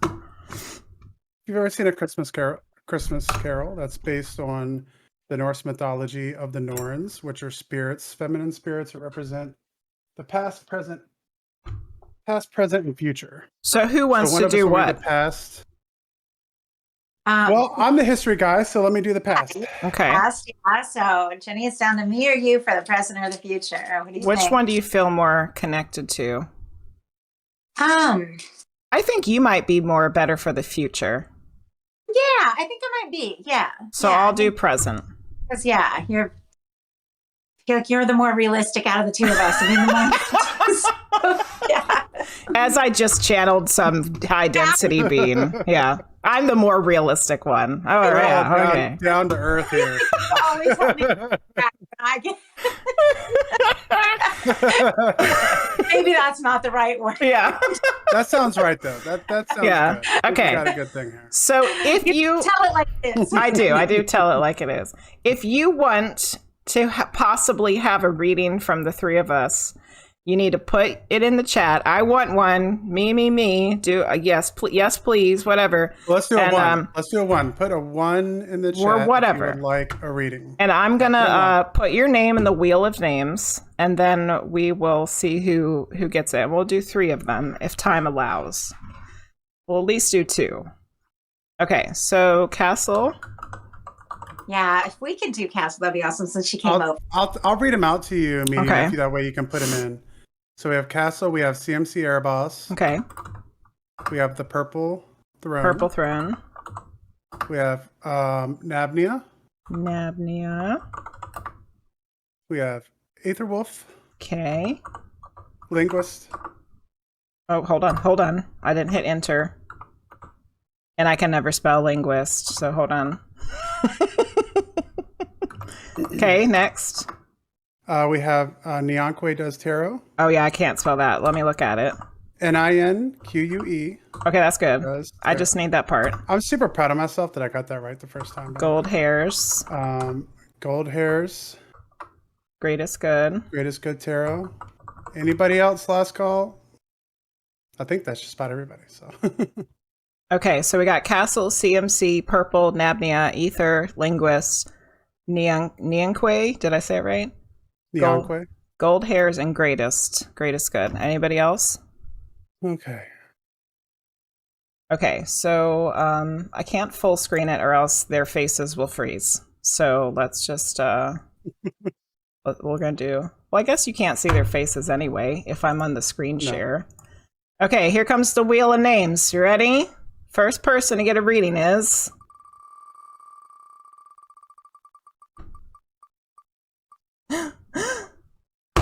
Purple Throne. Woo! All right, Purple Throne is gonna get a reading first. Okay. All right. So, past, present, future for Purple Throne. We ready? Yes. And let's do one more time. Frosty's doing the past, I'm doing the present, Cherry's doing the future. All right, here we go.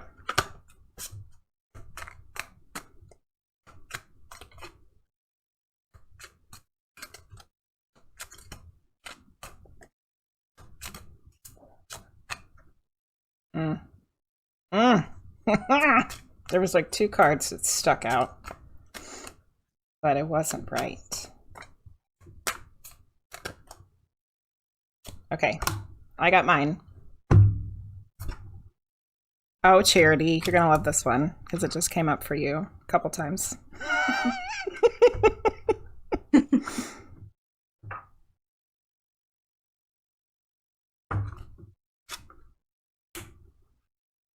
Frosty's still shuffling away. Shuffle, shuffle, shuffle, shuffle.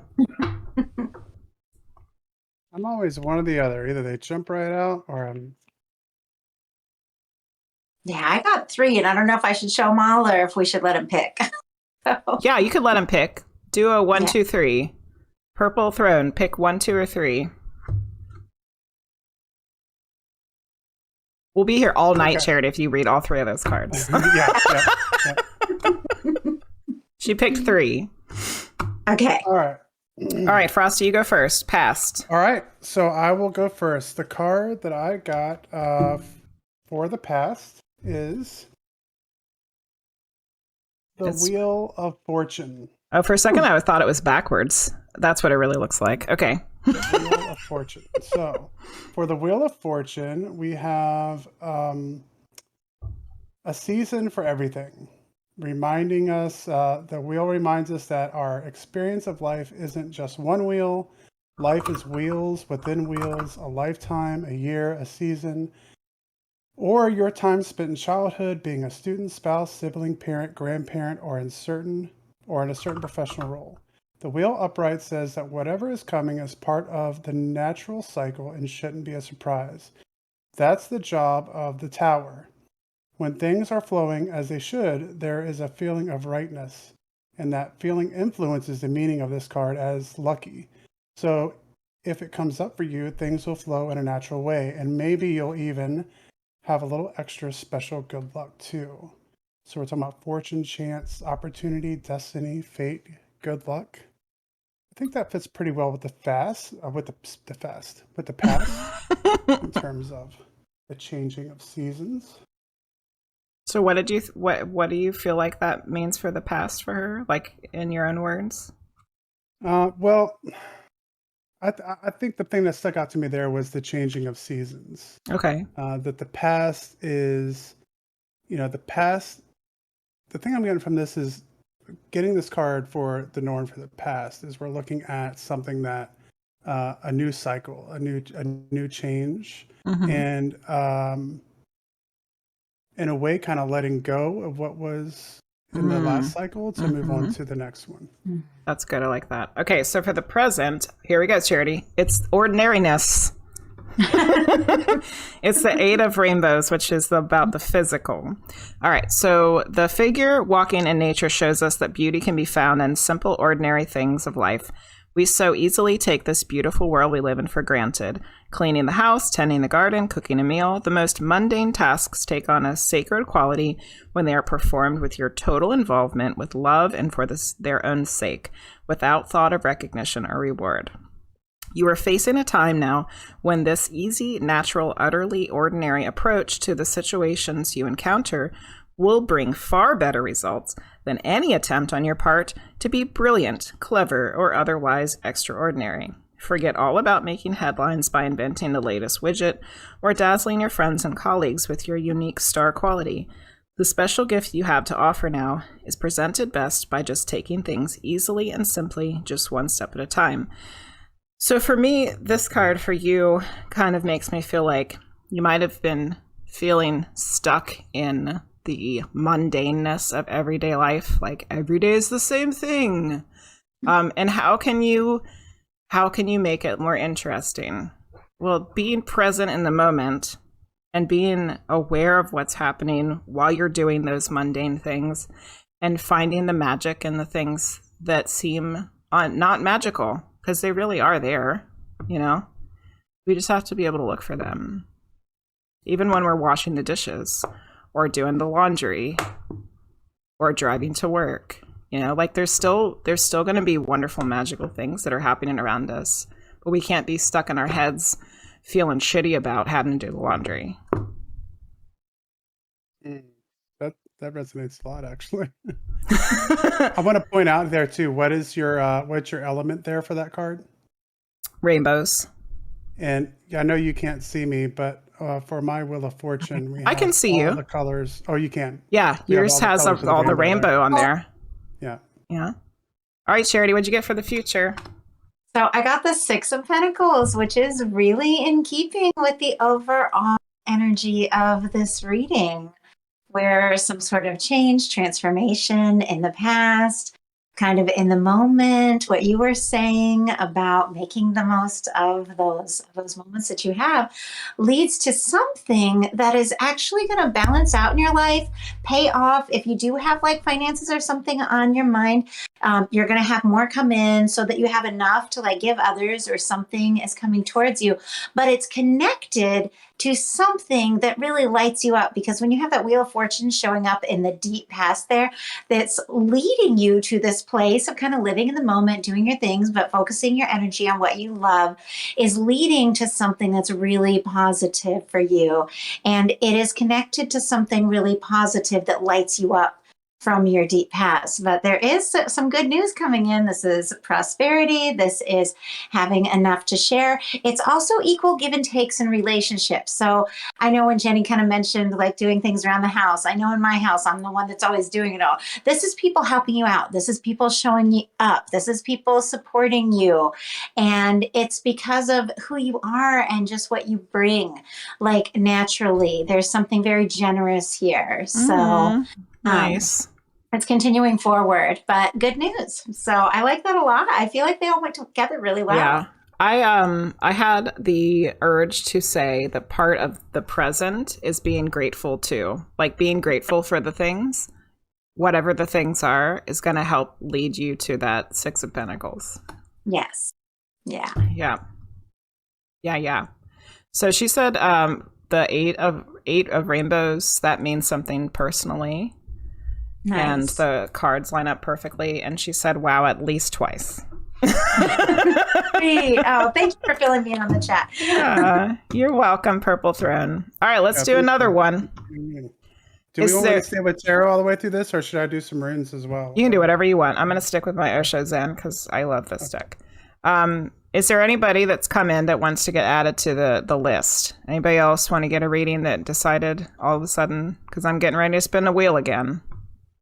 Last call for the wheel.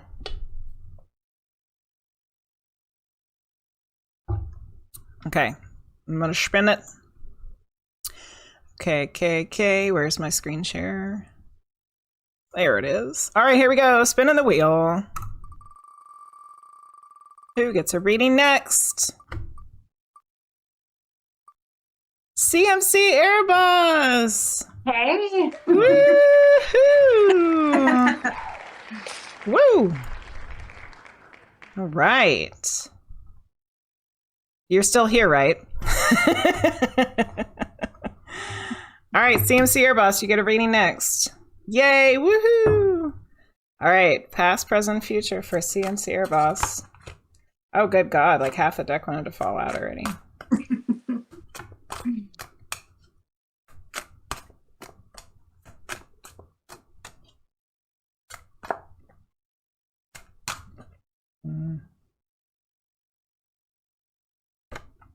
And I got 3 again, so give me a number because perfect last time. So all right, CMC Airbus, 1, 2, or 3. Charity got 3 cards, 1, 2, or 3. and I'll share if I feel something needs to be shared from the others, but 1, 2, or 3.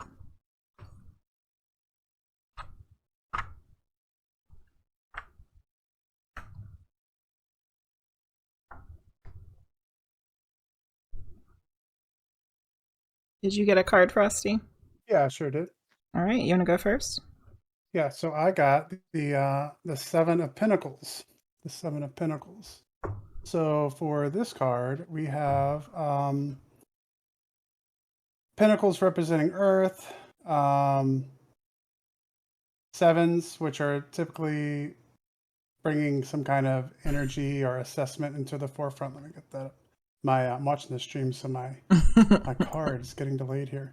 There are times in life when you've done all that you can do, but still have to wait, whether it is fruit ripening on the vine, a pie baking in the oven, or an elaborate alchemical experiment. You can't rush the fruit. Unlike the time of waiting and the 3 of Wands, this period should be used for review. Check and double check everything because there is still time to make adjustments. Evaluate your process. So this card is talking about, so once again, we're referring to the past here. So we're looking at the past as a time of planning, a time of trying to figure out how we were going to move forward. So there's been some kind of thing in the past, in the recent past, more than likely, where you've been assessing and thinking about moving forward, but haven't. Ooh, moving forward. That is a good segue into the present card because it's intensity. So this is the Knight of Fire. Ooh. And it is all about moving forward. Look at that guy. He's an arrow of fire shooting forward. All right, here we go. The figure in this card has taken on the shape of an arrow, moving with the single-pointed focus of one who knows precisely where he is going. He is moving so fast that he has become almost pure energy, but his intensity should not be mistaken for the manic energy that makes people drive their cars at top speed to get from point A to point B. That kind of intensity belongs to the horizontal world of space and time. The intensity represented by the Knight of Fire belongs to the vertical world of the present moment, a recognition that now is the only moment there is, and here is the only space. When you act with the intensity of the Knight of Fire, it is likely to create ripples in the water around you. Some will feel uplifted and refreshed by your presence. Others may feel threatened or annoyed. But the opinions of others matter little. Nothing can hold you back right now. So it sounds like you figured out exactly what you needed to do, and you're ready to, you're not just ready, but you're moving forward. You've been moving forward, and you know exactly where you're going with an intensity. So Charity, I don't know if you saw, but he chose number 1. Okay. So for the number 1, it's kind of interesting because it goes back to very similar energy to the card that we got with the past. which is a time of waiting. But this is different because this is a major arcana card that talks about waiting leading to a major spiritual transformation where you begin to see everything completely different. It's a turning point, but it's a moment kind of where you pause to really truly get aligned with what you're divinely here for.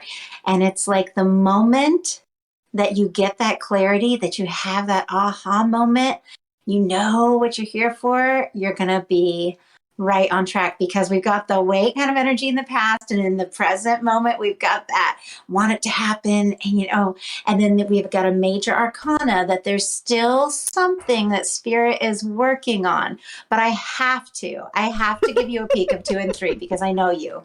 We have a 6 of Cups and a Fool.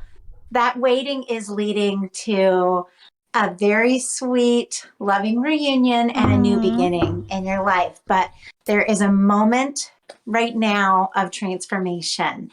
And taking that time to nurture yourself and nurture your spirituality is going to lead to everything that you're hoping for. How nice. Yay, CNC boss. Nabia gave us a hydrate, so everyone take a sip of your beverage. Yeah. Have my... That was a great reading. You're welcome, CNC boss. All right, we're going to do one more, and then we're going to have to call it a night because, unfortunately, some of us have to get up early in the morning. You have to be up super early. Uh-huh. Boo. Okay, we're going to do one more. All right, here we go. Spinning the wheel. Last reading of the night. And the winner is... Linguist! Woo! Congratulations. I love when the guy yells, woo! All right, Linguist, you get the last reading of the night. Here we go. Oh, you guys were frozen. I fixed it. You got it fixed? Okay. Yeah. All right. So I switched things up this time, and I went... So give me 1 second. I wasn't even ready, and a card fell out. And I was like... I got 1 this time. So each time they came out in 3s. I hadn't even tried to start shuffling. And then I was like, is this the card? And I was like, yeah, I'm supposed to have this one. So... I got the card. So, I did a rune this time. Okay, cool. For the best. So I have the rune Ingus. So this is kind of representation, has connection to the moon. So it's all about intuitiveness, an urge towards harmonizing and adjusting in the sphere of personal relationships. It embodies the need to share, the yearning to be desired, a search after similarities.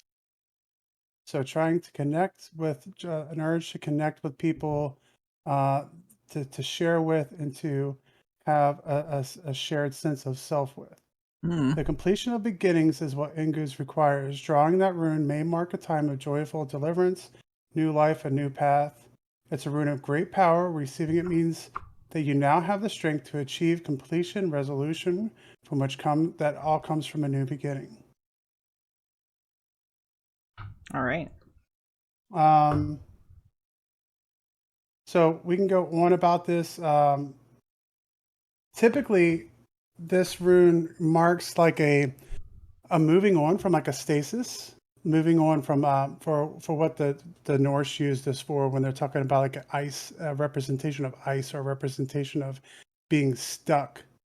Here we have movement out of that. We have the next phase, the beginning to the new cycle, and a wanting to connect and a wanting to find something to be involved with. So for the past, we're coming out of that. All right. Well, this card is not going to look very good. I'm hoping that there's something good in it. For the present, you got guilt, and it's a clouds, which is the mind, number 8. Guilt is one of the most destructive emotions in which we can get caught. If we have wronged another or gone against our own truth, then of course we will feel bad. But to let ourselves be overwhelmed with guilt is to invite a migraine. We end up surrounded by nagging clouds of self-doubt. I feel like that's important. And feelings of worthlessness to the point where we cannot see any of the beauty and joy that life is trying to offer us. We all long to be better people, more loving, more aware, more true to ourselves. But when we punish ourselves for our failures by feeling guilty, we can get locked into a cycle of despair and hopelessness that robs us of all the clarity about ourselves and the situations we encounter. You are absolutely okay as you are. Let's read that part again. You are absolutely okay as you are. And it is absolutely natural to go astray from time to time. Just learn from it, move on, and use the lesson not to make the same mistake again. So the parts of this card that really stuck out for me were the self-doubt and feelings of worthlessness. And not knowing if you're okay where you are and with what you're doing. So if there's something to be learned from this card, it's to get out of your own way. Get out of your own way. Don't feel like you need to punish yourself for something, for a mistake, or there's no reason to feel a sense of worthlessness or self-doubt. And for you specifically, I feel like, and I might have said this before in like the last stream, that for you, I feel like it's like it goes up and down. Like you'll be fine, but then all of a sudden you'll hit one of those lows where you feel that way, and then you start going back up again. So I think if you're aware of this, then when you start sliding down the hill, because you're aware of it, you can pull yourself up out a lot quicker than you used to. All right, Charity, what'd she get for the future? She is going to get through. Oh, yay! The star! It is a beautiful energy, and just seeing, like, I feel like in the past you've had some hopes, you've had some desires, some dreams, some things you really hoped would go a certain way. And I feel like with the present energy, you've been faced with some things that may have been disappointments, may have got you overthinking, up in your head, doubting yourself. But you are going to overcome that because you have something special that no one else has. There's something unique about you. With the star, this is finding yourself. This is you making it through a tough time. If you felt like you were going through something in the past that was really difficult, you are going to get through. And in the process, you are finding who you are. And who you are is different from anyone else. There's something that you bring. There's something that you have that you know in your heart you're meant to do. And if you focus on that and really enjoy that and trust yourself and be uniquely you, you're going to get through those stressful times, and you're going to be noticed. It's a really special energy. But this is healing. This is self-care, and don't be too hard on yourself. So there is a light. You're a star. Yay. Beautiful. I love it. What a great way to end the night. I think that's perfect. Yay. Excellent. I'm excited. That one jumped out too. Oh, yeah. Yeah, so did mine.